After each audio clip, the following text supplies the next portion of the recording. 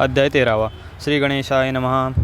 शुक्ल पक्षीचा शिखर वाढे जैसा उत्तरोत्तर तैसे हे स्वामीचरित्र अध्यायाधी वाढले. द्वादशाचे अंती श्रीपादभट्ट बाळप्पा प्रती कपटयुक्तीने फसुपाती परी झाले व्यर्थची. स्वयंपाक करावयासी लज्जा वाटे तयासी तया ते एकी समयी काय बोलती समर्थ. निर्लज्जासी सनिध गुरु असे जाण निरंतरू. ऐसे बोलता सद्गुरू बाळप्पांनी समजला.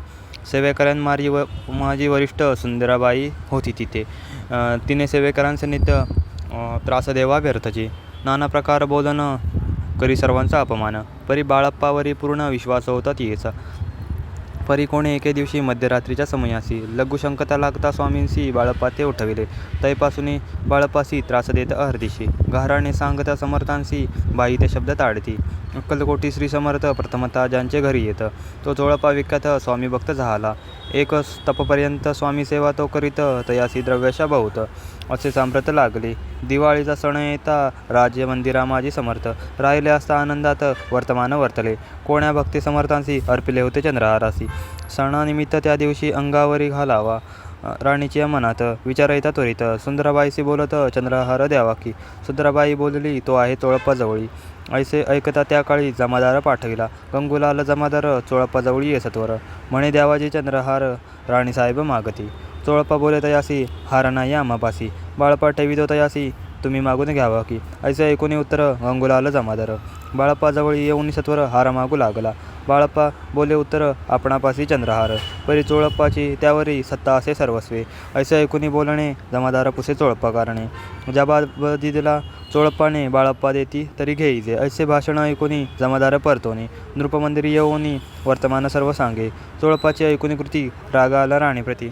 सुंदराबाईंनी गोष्टी तयाविरुद्ध सांगितल्या. कारभार चोळप्पाचे करी जो होता आजवरी तो काढून त्यास दुरी करावे राणी म्हणत असे.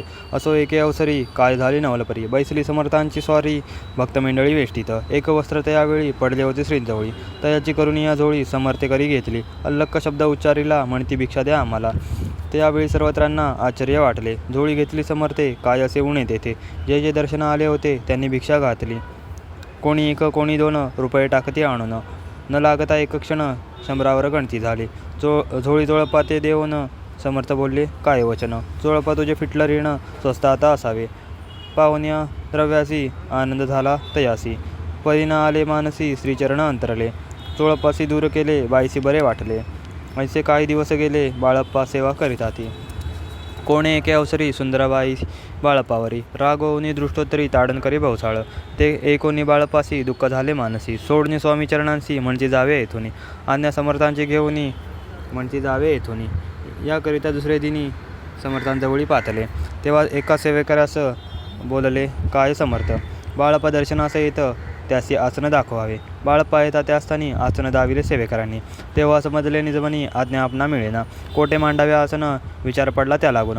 तो त्याच रात्री स्वप्न बाळप्पाने देखिले श्री मारुतीचे मंदिर. स्वप्ने आले सुंदर तेथे जाऊन सत्वर आसन त्यांनी मांडले.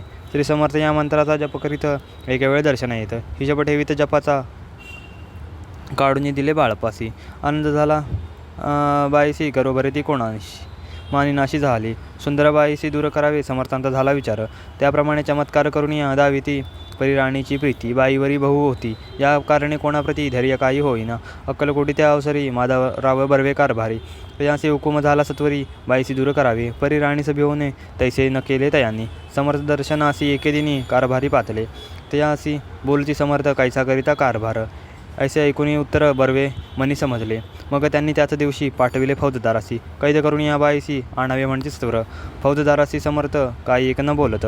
कारकिर्दीचा अंत ऐसा झाला बाईच्या. स्वामीच्या सेवेकरिता सरकारातून तत्वता पंच नेमुनी व्यवस्था केली असे नृपराये. मग सेवा करावयासी घेऊन गेले बाळप्पासी. म्हणती देऊ तुम्हासी पगार सरकारातून. बाळप्पा बोलले तयांसी द्रव्याशा नाही आम्हासी. आम्ही निर्लोभ मानसी स्वामी सेवा करू की. बाळप्पाचा जप होता पूर्ण एका भक्तास सांगून. करविले श्रींनी उद्यापन हिशेब जपाचा घेतला. बाळप्पांनी चाकरी एक तप सरासरी केली उत्तम प्राकारी.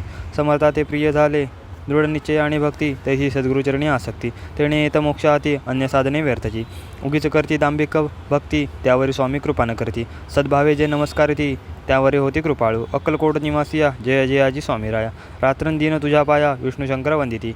इति श्री स्वामी चरित्र सारामृत नाना प्राकृत कथा संमत सदा भक्त परिसुत त्रयोदशोध्याय गौडः. इति श्री स्वामी चरित्र सारामृते त्रयोदशोध्याय. श्री स्वामी चरणार्पणमस्तु. शुभम भवतु. श्री स्वामी समर्थ. अध्याय 14. श्री गणेशाय नमः. जय जयाजी करुणागणा. जय जयाजी शमना. जय जयाजी परमपावना. दीनबंधो जगद्गुरु. प्रातःकाळी उठून आधी करावे नामस्मरण. अंतरी घ्यावे स्वामी चरण शुद्ध मन करुणी. प्रातःकर्मे आटपुनी मग बैसावे आसनी. भक्ती धरुणी स्वामी चरणी पूजन करावे विधियुक्त. एकाग्र करुणी मन घालावे शुद्ध स्थान. सुगंध चंदन लावणी सुवासिक कुसुमे अर्पावी. धूप दीपारती नैवेद्य फलतांबूल दक्षिणा शुद्ध अर्पावे. नाना खाद्य नैवेद्या कारणे. स्वामींच्या षोडशोपचारे पूजन करावे सद्भावे करून.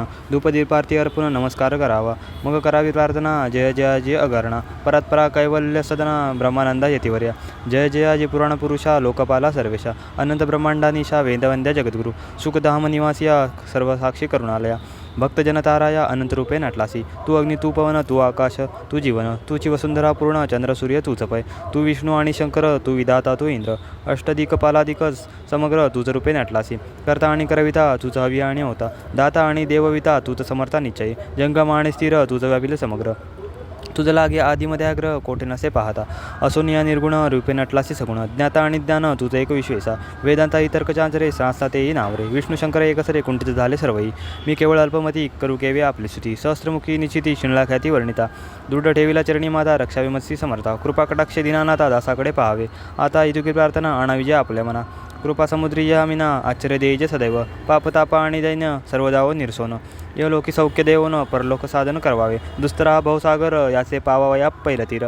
तो नामचरणी साचार प्राप्त हो मजला ते. आशा मनीषा तृष्णा कल्पना आणि वासना. भ्रांती भुली नाना न बाधवत तुझ्या कृपे. किती वर्णू आपले गुण द्यावे मज सुख साधन. अज्ञान तिमिर निरसोन ज्ञानार्क हृदयी प्रकटोपय. शांतिमनी सदा वसो ऋताभिमानत नसो.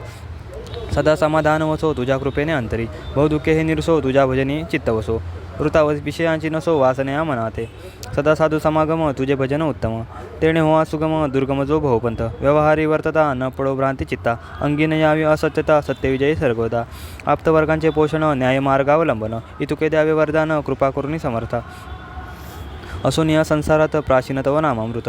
प्रपंच आणि परमार्थ तेणे सुगम मज लागी. ऐशी प्रार्थना करिता आनंद होय समर्था. संतोषणे तत्वता वरप्रसाद देतील. गुरुवारी उपोषण विधियुक्त करावे स्वामीपूजन. स्वप्रदोष समय होता जाणून उपोषण सोडावे. श्री स्वामी समर्थ ऐसा षडाक्षरी मंत्र प्रीतीने जपावा अहोरात्र. तेने सर्वार्थ पाविजे. प्रसंगी मानस पूजा करिता ते होय प्रिय होय समर्था. स्वामी चरित्र वाचता ऐकता सकल दोष जातील. कैसी करावी स्वामी भक्ती हे देणे मी मंदमती. परी असता शुद्ध चित्ती तेची भक्ती श्रेष्ठ पय. आम्ही अहो स्वामी भक्त मिरवू नये लोकांत. जयासी भक्तीचा दंभ व्यर्थ निष्फळ भक्ती तयाची. इति श्री स्वामी चरित्र सारामृत नाना प्राकृत कथा संमत सदा ऐकत भाविक भक्त. चतुर्थोध्याय गौडः. श्रीरस्तु शुभम भवतु. श्री स्वामी समर्थ. अध्याय 15. श्री गणेशाय नमः. अंतरी स्वामी भक्ती दडता चारी पुरुषार्थ येती आता. पापताप दैन्य वार्ता ते काही न उरेची. सर्व कामना पुरवोन अंती दाविती सुरभवन. जे नर करती नामस्मरण ते मुक्त याच देई. मंगळवेडे ग्रामात राहत असता श्री समर्थ.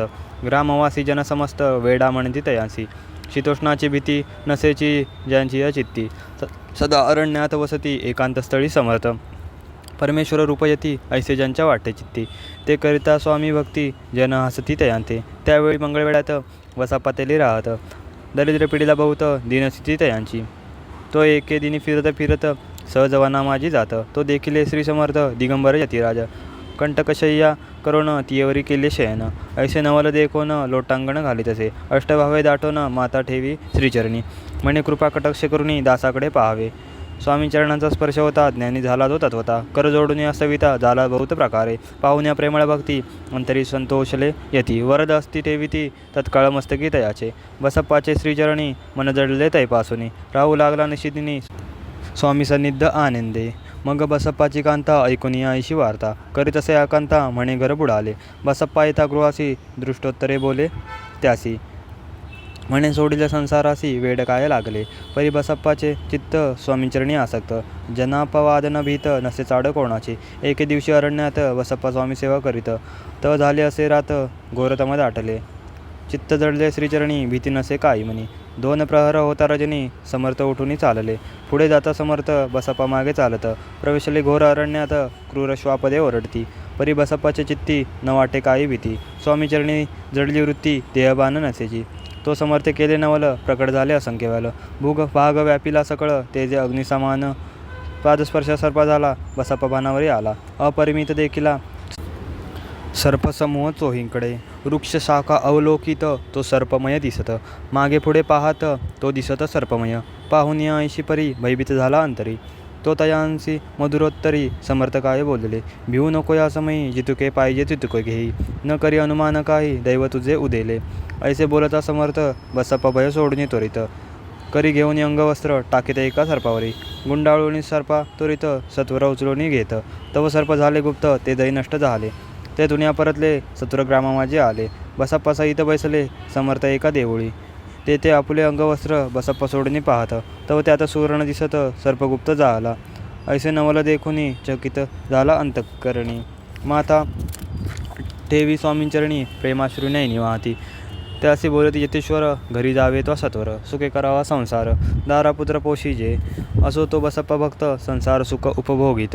रात्रंदिन स्वामी समर्थ मंत्र जपे अत्यादरे. इति श्री स्वामी चरित्र सारामृत नाना प्राकृत कथा संमत सदाभाविक परिसुत 15ोऽध्याय गौडः. श्री स्वामी चरणार्पणमस्तु. श्रीरस्तु शुभम भवतु. श्री स्वामी समर्थ. व्हिडिओ आवडल्यास लाईक करा, शेअर करा आणि सबस्क्राईब करा जेणेकरून आपले नवनवीन अपडेट्स तुमच्यापर्यंत पोहोचत राहतील. धन्यवाद.